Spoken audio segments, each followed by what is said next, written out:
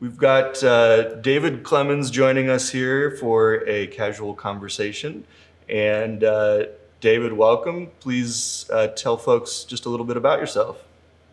Well, yeah, as you said, David Harper Clemons. I live and work in Spruce Pine, North Carolina.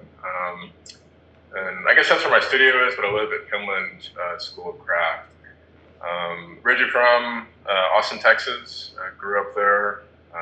Loved being in Texas. Missed that place a lot. Just the live music and the food. But yeah, I moved out here not quite 3 years ago. Had been running a metalsmithing and jewelry program in Little Rock, Arkansas, at the University of Arkansas there. And then my wife had sort of a rare opportunity that came up and applied for the directorship position at Penland, and that became a reality. I can't wait to make it out to visit, and definitely recommend to anybody who has come across your work or what we're up to here at Day in the Life Gallery, I think would be remiss to not visit Penland at some point. It sounds like, how'd you get into metalsmithing and jewelry making and the like in the first place? By accident. It was, I started off looking primarily at specifically like biological and medical illustrations, and had kind of an open slot in my schedule. There was a class I really wanted to take. It was already full, and saw this metals class and thought, that seems interesting. So I took this welding fabrication class and got pretty excited about that. That was at Austin Community College. And then after that initial welding fabrication class, I took a class with an artist, Russell Smith, is a metalsmith and jeweler in Austin, does beautiful work, he and his wife, Barbara. At that point, was kind of ready to transfer into the University of Texas at Austin, and with some of the skills that I picked up, pursued kind of at the same time as my painting and drawing, metalsmithing with Thelma Coles at UT Austin. And then from there, ended up going to grad school at San Diego State with Helen Shirk. Taught for a while, and at the university and different workshops, and now I'm here. So A happy accident. yes, definitely. Well, tell us a little bit about your kind of mix of work that you do these days. What's your, maybe a little glimpse into the, a day in the life, if you will?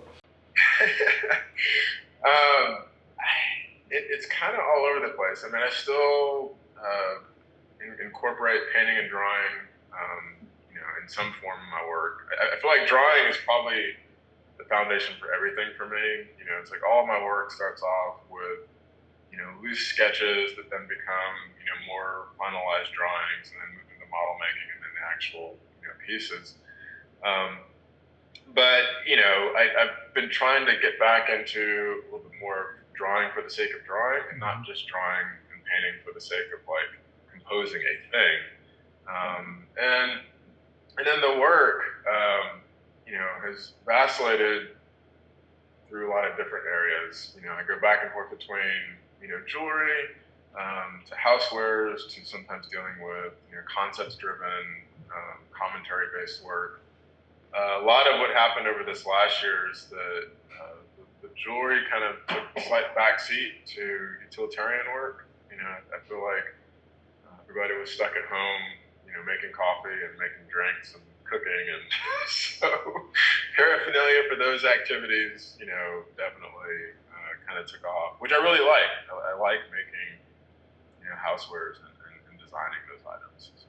Yeah, it's, I think one of the beauties of craft is sometimes working within practical constraints, like will this object be useful in an actual human being's home or life, is a wonderful parameter to work within. And then sometimes it's great to work purely, outside the box. And it seems like you have a great mix of both of those in your practice.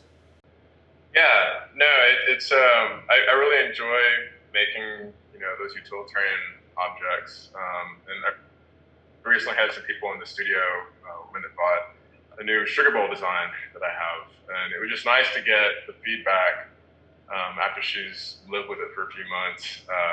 Because so often you think you're designing a thing a certain way, and you're trying to consider certain aspects, but you don't really know if all that sort of thought comes through and how people interact with it. And it was refreshing that it's like all the points that she was bringing up about things she liked about it were things that I spent so much time trying to sort of figure out and kind of massage out of that design. So that's really gratifying. I love when that kind of thing happens, when you realize somebody is picking up on those things and really just enjoys interacting with the thing that you designed.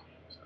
Well, tell us a little more about your life at Penland, and kind of, I know you've done some teaching, you mentioned, and what's it like to kind of live and work in that area? The school itself is kind of built sort of sloping up a hillside. And so when you first kind of come onto the grounds, come up this winding road that's, kind of enclosed by a tree canopy. And then all of a sudden that road opens up on the left, and you have this vast sort of rolling knoll, this big, grand, sort of green hill that then leads back to the school, which goes up the hillside. So, it's amazing to come to a place that's just kind of nestled in nature the way that Penland is. There's basically 18 different studios. All the different disciplines are represented on campus, both fine art and then also craft disciplines. So pretty much anything you're looking to sort of get additional education and classwork in, you can find, at Penland.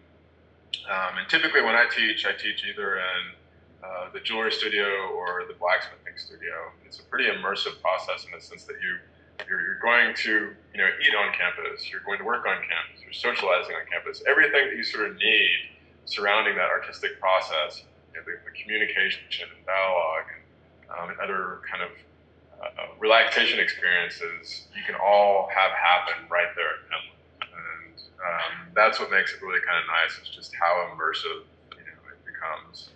It's a good word. I live on campus year round.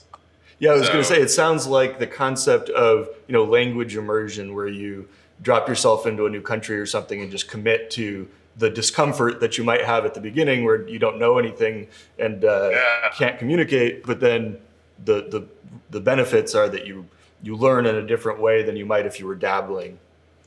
Oh yeah. We are lucky to have some wonderful work of yours on hand, including some really special pewter vessels that you've created, some spice jars, some serving utensils that are the coolest salad utensils I've ever seen.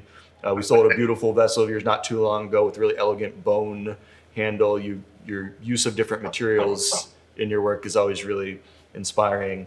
But I wanted to ask, what have you got in the works these days? Anything you're excited about? I have to apologize for the knocking upstairs. Oh, no worries. You're at a school of craft. I'd be sad if there wasn't sounds of... Well, actually, it's my studio because I thought it would be quieter, but my neighbors upstairs are obviously doing some kind of project. Good to hear.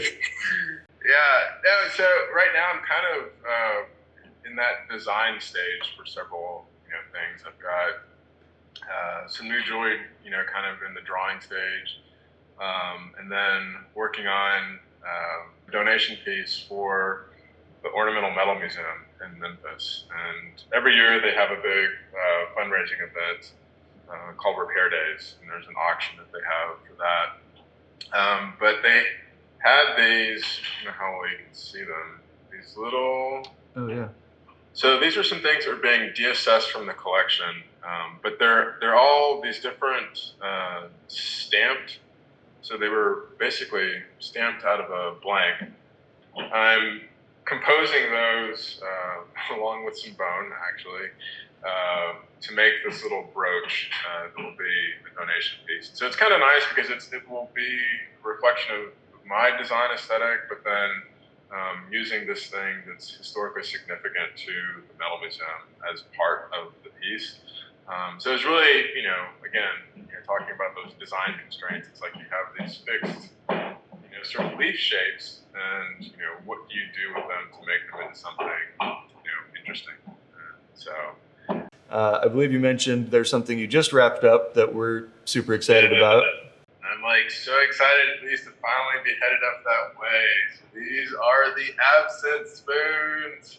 It's an object that I've always wanted to make, but didn't really have like a specific reason. They're just fascinating. And it's one of those objects that has a degree of ceremony connected to its use, which I love. I'm fascinated by that.